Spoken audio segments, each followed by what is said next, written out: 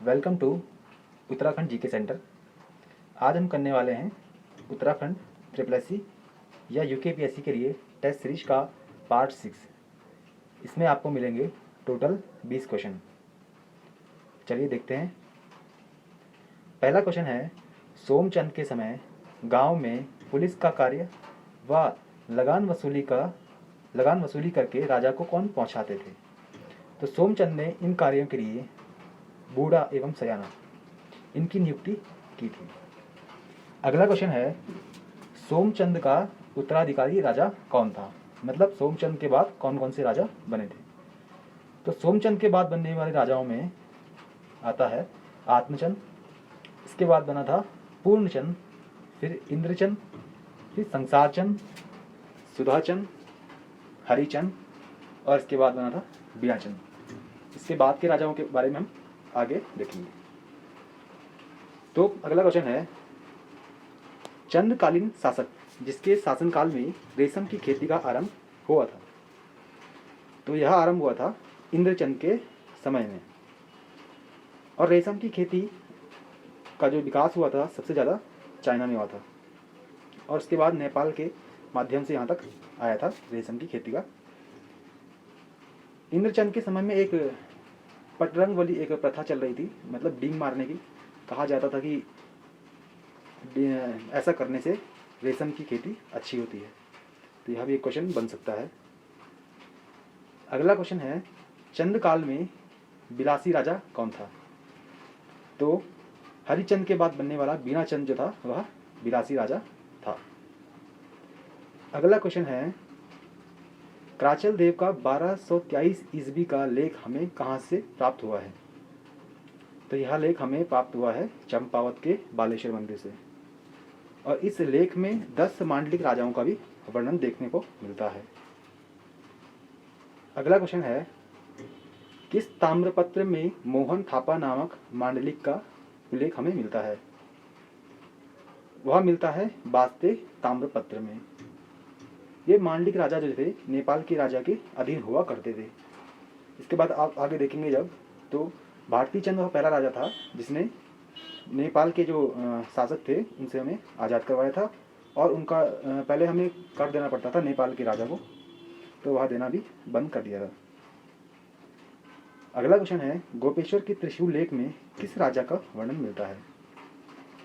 तो गोपेश्वर का त्रिशूल लेख जो है वो 1191 में हमें मिलता है, जिसमें अशोक चंद राजा का वर्णन देखने को मिलता है। अशोक चंद के समय कौन चंद शासक राज कर रहा था? उस समय शासन करने वाला था वीर चंद। अगला क्वेश्चन है, ज्ञानचंद का शासनकाल कब से कब तक था?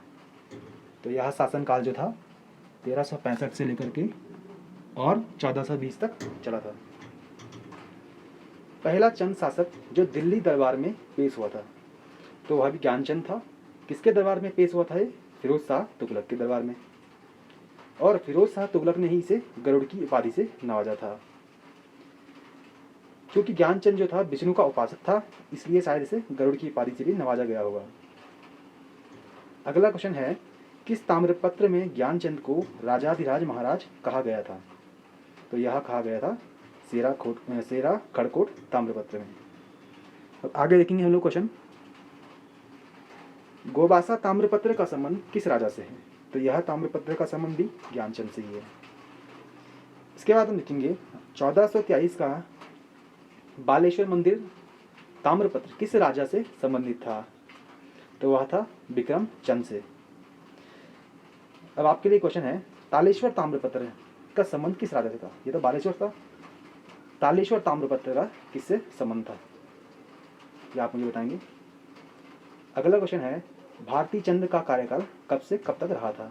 तो यह रहा था 1437 से लेकर के और 77 तक, और चंद वंश का सबसे पराक्रमी और साहसी राजा भी यही भारती चंद हुआ करता था। अगला क्वेश्चन है, किस चंद शासक की सेना में समाज के सभी जाति के लोग थे? तो वे थे भारती चंद की सेना में। भारती चंद के समय नेपाल का कौन राजा था? तो उसका नाम था यक्षमल या जयमल। अगला क्वेश्चन है, 1451 ईस्वी के किस ताम्रपत्र में भारती चंद के द्वारा एक गांव देने का वर्णन देखने को मिलता है, तो वह है होड़ेती ताम्रपुत्र। नायक जाति की उत्पत्ति किस चंद शासक के शासनकाल में हुई थी, तो वह हुई थी भारती चंद। अब ये नायक जाति क्या थी, क्योंकि जैसा कि आपको पता है कि भारती चंद ने डोटी के राजा पर अटैक किया था, तो यह युद्ध जो है कई वर्षों तक चलता रहा। तो कई वर्षों तक चलने के कारण वहाँ पर जो उनके भारती चंद के जो सैनिक थे वह भी वहीं आकर के बस गए थे, और उनसे उत्पन्न जो संतान थी वह नायक जाति कहलाई थी। आगे हम देखेंगे उत्तराखंड के आधुनिक इतिहास में कि नायक जाति के उत्थान के लिए बहुत सारे प्रयास भी किए गए थे, जिसमें नायक समिति भी बनाई गई थी। वे सब हम आगे देखेंगे। आज का लास्ट क्वेश्चन है, भारती चंद ने जब सीरा राज्य जीत लिया तो सीरा राज्य में अपना सामंत किसे नियुक्त किया? इसका आंसर है डुंगरा बसेरा। तो ये थे आज के 20 क्वेश्चन। पहले के क्वेश्चन देखने के लिए आप हमारी प्लेलिस्ट चेक कर सकते हैं। तब तक के लिए रिवाइज कीजिए। धन्यवाद।